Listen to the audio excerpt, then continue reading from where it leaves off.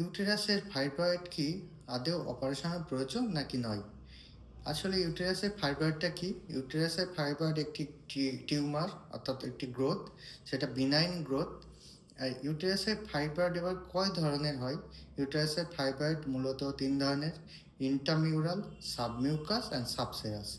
এবার ইউটেরাসের fibroid operation করতে হবে কি না সেটা কতগুলো জিনিসের উপর নির্ভর করে।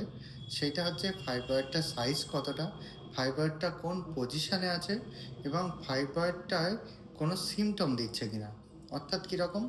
ফাইব্রয়েডটার সাইজটা যদি খুব বেশি বড় হয়, ফাইব্রয়েডের সাথে সাথে যদি মেন্সের সময় ইরেগুলার ব্লিডিং হয় এবং তার সাথে যদি পেইন থাকে, তবে কিন্তু এটি সিমটোমেটিক। এটা অনেক ক্ষেত্রে অপারেশনের প্রয়োজন হতে পারে।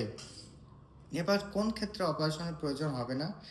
অনেক ক্ষেত্রে দেখা যায় ফাইব্রয়েডটা ইউটেরাস থেকে একটু দূরে আছে, সেক্ষেত্রে কিন্তু অপারেশনের প্রয়োজন অনেক সময় হয় না।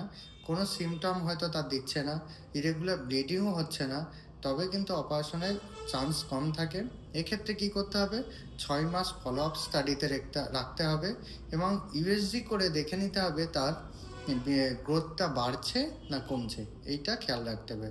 অনেক সময় দেখা যায় মেনোপজ হলেও ফাইব্রয়েডটা অনেক সময় কমে যায়। এবার আসি, ফাইব্রয়েড কি কোন সময় এবার অপারেশন করতে হয়? অনেক সময় দেখা যায় যে মেয়েদের যে জায়গাটায় ফাইব্রয়েড আছে, অর্থাৎ বাচ্চা যেখানে প্রোডাকশান হয়, ইনফার্টিলিটি কেসে কিন্তু ফাইব্রয়েড হলে অনেকেই ভোগে, এবং ফাইব্রয়েড হলে অনেক সময় মিসক্যারেজ হয়ে যাওয়ার সম্ভাবনা থাকে। তাহলে ইনফার্টিলিটি যেখানে রয়েছে, অর্থাৎ ফাইব্রয়েডটা খুব ছোট হলেও হয়তো বাচ্চা যেখানে তৈরি হবে সেই হাউসটাই ওই ফাইব্রয়েডটা রয়ে গেছে, তাহলে সেক্ষেত্রে কিন্তু ইনফার্টিলিটির অনেক সময় চান্স থাকে। আবার অনেক সময় দেখা যায় অনেক বড় ফাইব্রয়েড থেকে যায়, যেটা হচ্ছে সিমটম দিচ্ছে, তাহলে সেক্ষেত্রেও কিন্তু আমাদের অপারেশনের দিকে যেতে হবে। এবার যদি অনেক সময় কনস্টিটিউশনাল ট্রিটমেন্ট করা হয়, তবেও কিন্তু ফাইব্রয়েড কমে যায়, তাহলে সেরে যেতে পারে এবং পেশেন্ট ভালো থাকতে পারে। এইগুলো সব কিছু পেশেন্টের উপর নির্ভর করছে।